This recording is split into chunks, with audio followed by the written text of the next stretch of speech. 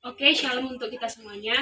Shalom, Kak. Oke, terima kasih untuk teman-teman semua yang mau hadir untuk berkumpul di sini. Tapi sebelum kita mulai kegiatan kita, ada baiknya kita melakukan berdoa dulu ya. Oke, saya akan memimpin. Mari kita satukan hati kita bersatu dalam doa. Terima kasih Bapak, terima kasih Yesus, terima kasih Roh Kudus buat cinta penyertaan kasih Tuhan yang menemani kami hingga pada saat ini.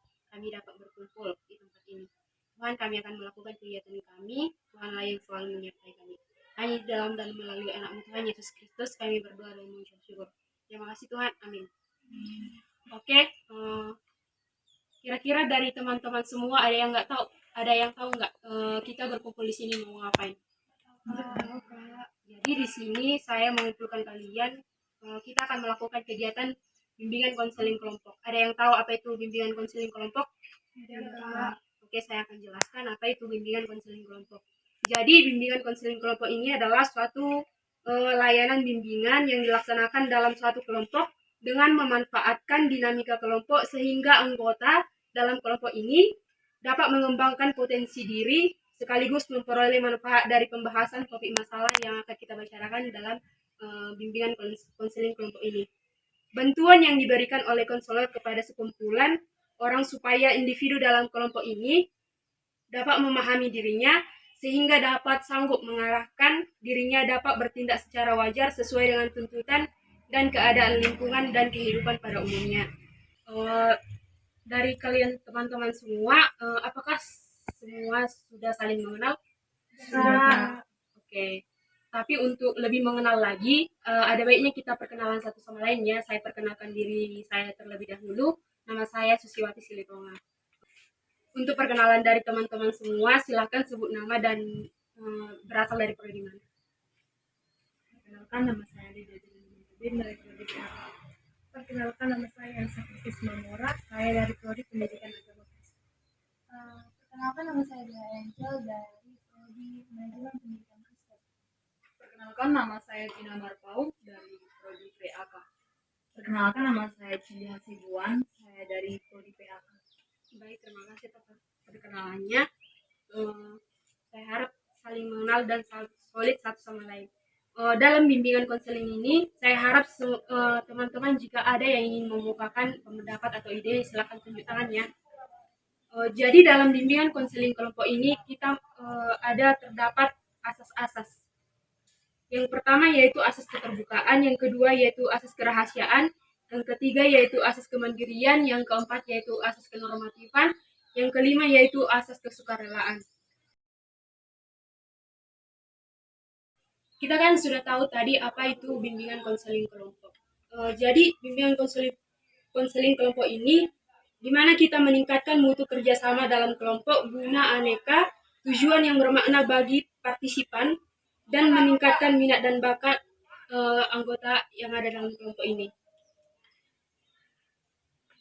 Jadi di dalam bimbingan konseling kelompok ini terdapat dua topik. Yang pertama yaitu topik tugas dan yang kedua yaitu topik bebas. Topik tugas yaitu saya sendiri yang akan menyampaikan apa-apa saja yang akan kita bahas dalam kelompok ini. Sedangkan topik bebas yaitu kalian bebas mengemukakan pendapat kalian apa saja yang akan kita bahas dalam kelompok ini.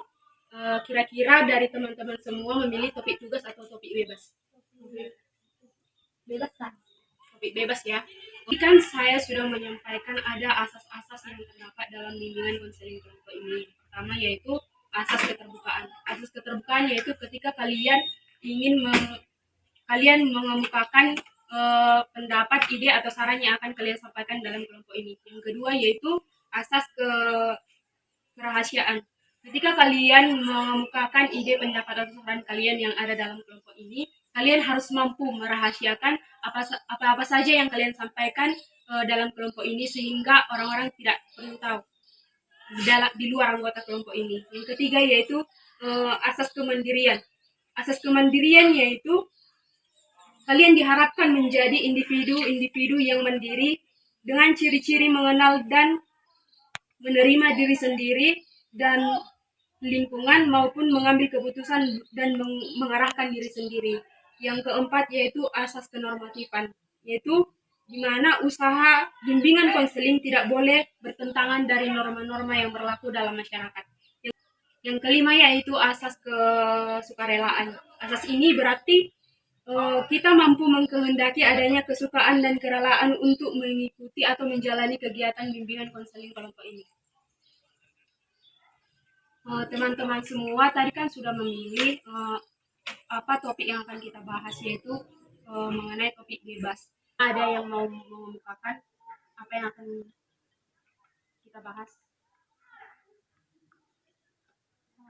Saya Kak, mengenai krisis dalam mengelola keuangan. Bagaimana cara kita mengelola? Oke, jadi yang mau dibahas berarti tentang keuangan ya. Iya. Yang lain? Saya Kak, bagaimana cara mengatasi dalam sebuah pertemanan agar tidak terjadi konflik? Kan kita ini berteman dekat sama dia, tapi dia bisa tidak menganggap kita tuh teman dekat gitu.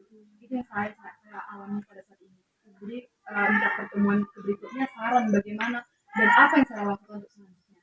Oke, jadi yang mau dibahas dari kamu yaitu tentang bagaimana hubungan pertemanan. Yang lain ada? Saya Kak, masalah perkuliahan. Masalah perkuliahan yang lain? Saya Kak, masalah keluarga.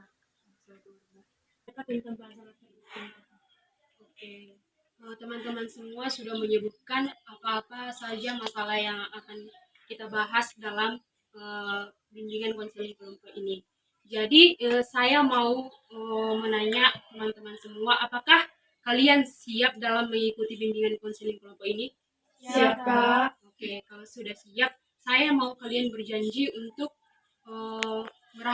nantinya merahasiakan apa-apa topik yang akan kita bahas dalam bimbingan konseling kelompok ini. Apakah kalian mau berjanji? Janji. Oke. Jadi topik-topik ini akan kita bahas pada pertemuan selanjutnya. Terima kasih atas partisipasi dari teman-teman semua dan kehadirannya. Shalom. Shalom, Kak.